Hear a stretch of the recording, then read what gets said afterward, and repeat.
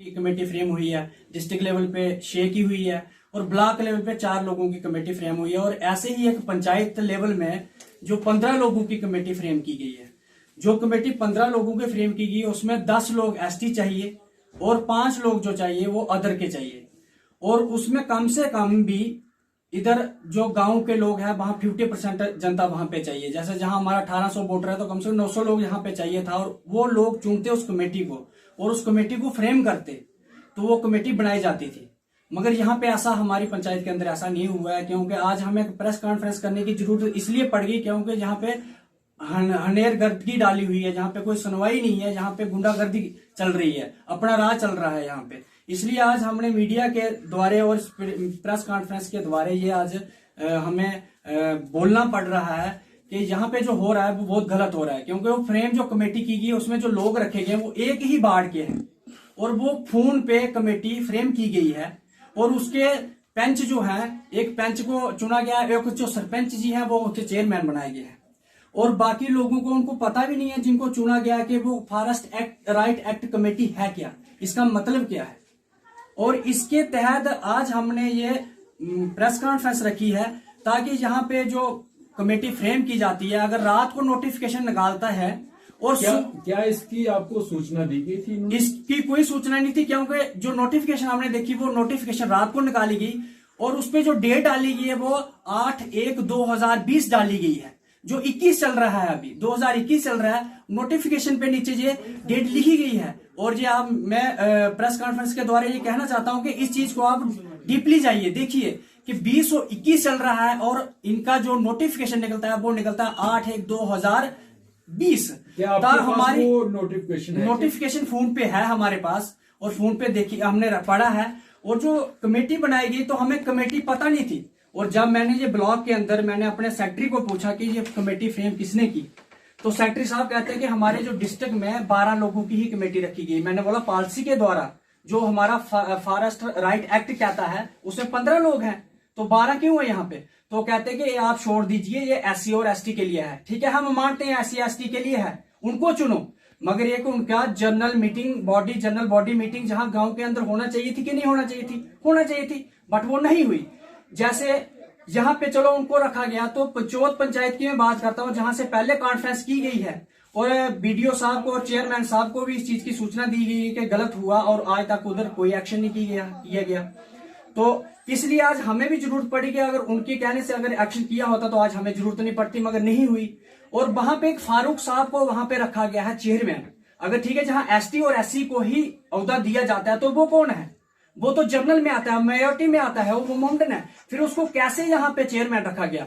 फिर हम लोगों को क्यों बोला जाता है एसटी और एससी को ही रखा गया है? तो फिर उन पंचायतों में देखो, कुछ पंचायतों में ओबीसी के लोग हैं, जनरल लोग रखे गए हैं, तो वो कैसे रखे गए हैं?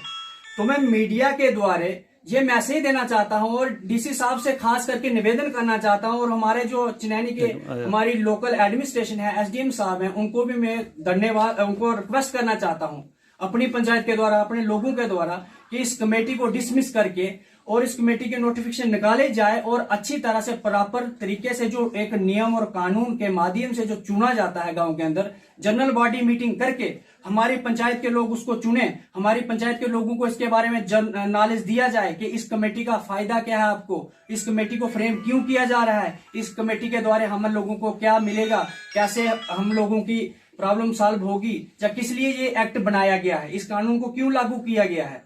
तो 2006 में बाहर लागू किया गया था, तो हमारा जो जहां इंप्लीमेंट हुआ था उसकी डेट जो लिखी थी 31 अक्टूबर 2019 है। तो आज जहां कमेटियां बनाई जा रही हैं, नोटिफिकेशन भी गलत है। अगर चलो हम मानते हैं कि हमारी एडमिनिस्ट्रेशन ने एक नोटिस निकाला, रात को नोटिस निकाला, सुबह मीटिंग रखी, मगर हमारी पंचायत के अंदर 1800 वोटर है, 10% के हिसाब से भी हमारा 180 लोग वहां पे कमेटी में होना चाहिए था, वहां मीटिंग में होना चाहिए था, जाके वो मीटिंग में नहीं था। क्योंकि आज ये लोग ही बैठे हुए हैं यहाँ पे और कॉन्फ्रेंस कर रहे हैं, इन लोगों को भी पूछ सकते हो आप, किसी को भी पूछ सकते हो कि किसी को पता है नहीं है। हमारे 9 वार्ड है हमारी करला पंचायत के अंदर, और अगर मानो कि यहाँ के लोगों को पता नहीं है और हम मानते हैं कि चलो इन्होंने घर बैठे ही फ्रेम करनी थी, तो हर वार्ड के 2 लोग चुने जाने थे। 2 लोग नहीं भी चुनते, एक लोग तो हर बार का इन्होंने उठाना चाहिए था।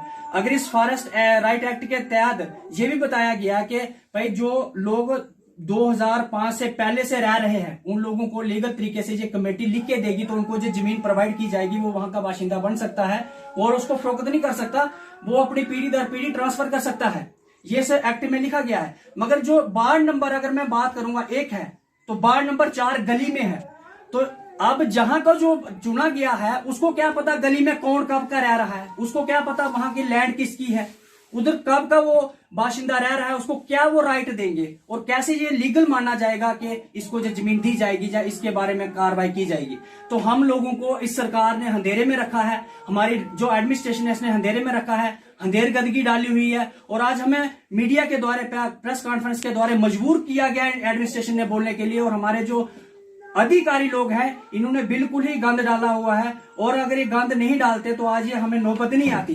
तो इन्होंने ये जो कर रहे हैं गलत कर रहे हैं और मीडिया के द्वारा इस प्रेस कॉन्फ्रेंस के द्वारा में एक अपनी एडमिनिस्ट्रेशन से और डीसी साहब से मैं रिक्वेस्ट करना चाहता हूं कि जो आप ये काम करवा रहे हो, जो लोगों को राइट दे रहे हो, जो हमारे सेंट्रल गवर्नमेंट ने जो हमारे लिए गरीबों के लिए एक अच्छा स्टेप उठाया है, श्री माननीय नरेंद्र मोदी जी ने जो कानून लागू किया है, एक्ट बनाया है, उन्होंने लोगों के लिए अच्छी एक सुविधा दी है, तो उसका सही से पालन किया जाए, दुरुपयोग ना करें। कृपया करके ये सद्बुद्धि दे उन अधिकारी अफसरों को कि वो नोटिफिकेशन निकालते हैं उसको आंखें खोल के निकाले, पढ़ के निकालें।